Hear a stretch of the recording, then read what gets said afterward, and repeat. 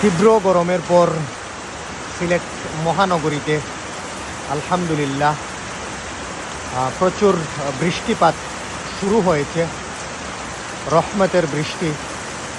তীব্র গরমের পর সারাদিনই সিলেট মহানগরীতে প্রচণ্ড গরমের উত্তপ্ত প্রখর ছিল।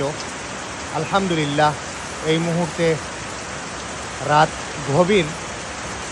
গভীর রাতে মুষলধারে বৃষ্টি শুরু হয়েছে, রহমতের বৃষ্টি। আল্লাহর কাছে শুকরিয়া আদায় করছি আমরা। দিন শেষে রাতে স্বস্তিতে ঘুমাতে পারবে মানুষ, এটাই আলহামদুলিল্লাহ আল্লাহর কাছে শুকরিয়া আদায় করছি আমরা।